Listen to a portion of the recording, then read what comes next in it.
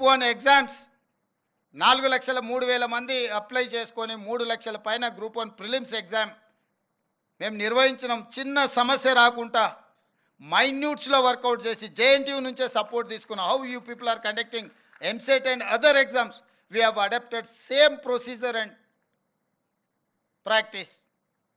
ఎందుకు అని అంటే గ్రూప్ 1 రాగానే బయోమెట్రిక్ తీసుకుంటామని చెప్పి తీసుకోకపోవడం వల్ల కోర్టు స్ట్రైక్ ఆఫ్ చేసింది. మీరు బయోమెట్రిక్ తీసుకుంటామని తీసుకోలేదు కాబట్టి మీరు ఇచ్చిన నోటిఫికేషన్కి మీరు అమలు చేసిన విధానానికి తేడా ఉంది అని.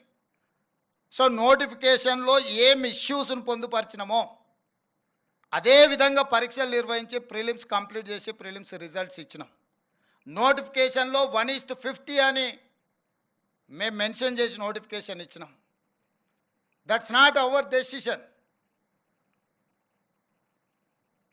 దెన్ గవర్నమెంట్ 2022లోనే 1:50 గ్రూప్ 1లో తీసుకోవాలని జీవో ఇచ్చి ప్రభుత్వ విధానాన్ని తీసుకున్న ఆ విధానంతోనే నోటిఫికేషన్ ఇచ్చారు.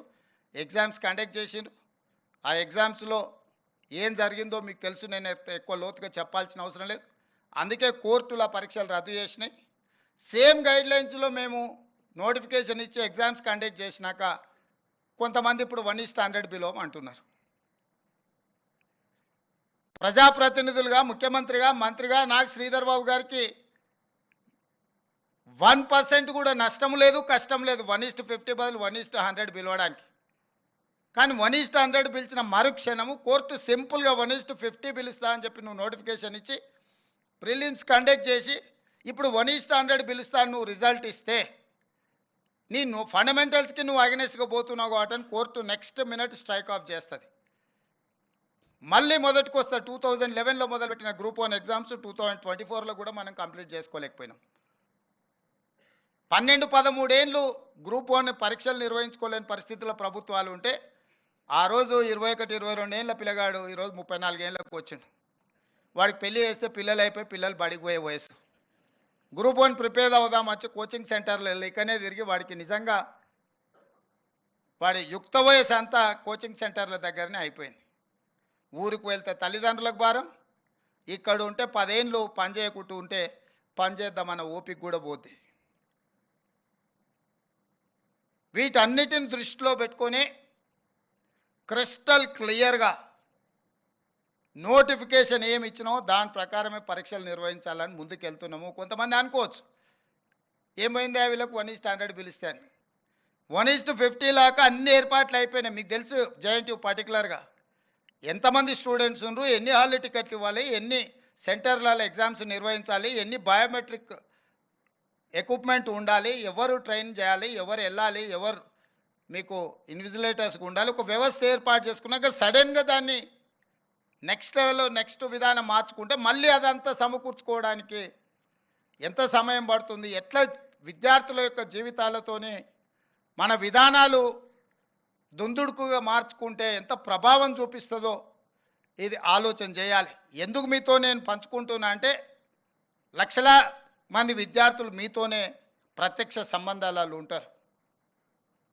ప్రభుత్వాలకు పోయేది ఏం లేదు. మళ్ళోసారి ఏది పోస్ట్ పోన్ చేసినా 10 ఏళ్ళు మనము అంతకుముందు కొట్లాడింది తెలంగాణ కోసం, ఉద్యోగాల కోసమే.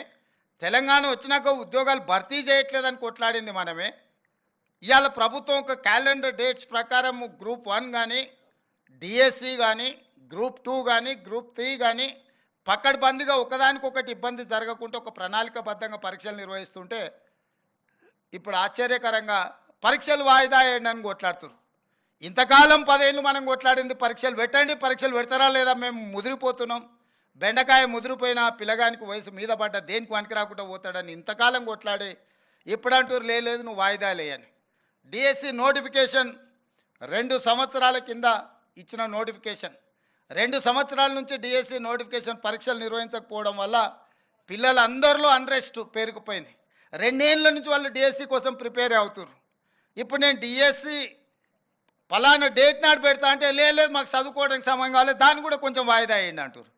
అరే రామ, 10 ఏళ్ళు నోటిఫికేషన్ రాలేదన్నారు, 2 ఏళ్ళ కింద డిఎస్సి నోటిఫికేషన్ వచ్చింది, 2 ఏళ్ళ నుంచి వాయిదాలు పడుతూనే వచ్చింది, ఈ 2 ఏళ్ళల్లో పిల్లలు చదువుకోలేదా?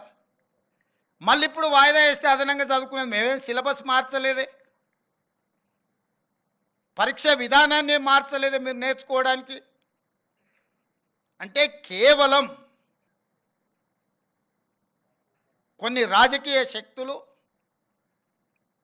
కొన్ని కోచింగ్ సెంటర్ల యజమానులు ఆన్ టైంలో పరీక్షలు అయిపోతే నష్టం జరిగేది రాజకీయ నిరుద్యోగులకు, ఎస్టాబ్లిష్ చేసుకున్న కోచింగ్ సెంటర్లకు. ఎందుకంటే ఏ పరీక్షలు ఆ పరీక్షలు అయిపోతే పిల్లలు ఈ ఉద్యోగం రాకపోతే వాడు ఇంకో దానికి వెళ్ళిపోతాడు ఆటోమేటిక్గా. ఊర్లో పోయి వ్యవసాయం చేసుకుంటాడు, ఇతర ఉద్యోగాలకు పోవాలనుకున్న వాళ్ళు ఇతర ఉద్యోగాలకు పోతారు. డిఎస్సి రాస్తే ఒకవేళ గవర్నమెంట్ టీచర్ ఉద్యోగం రాకపోతే ప్రైవేట్ స్కూల్లోనైనా జాయిన్ అవుతాడు. ఇతర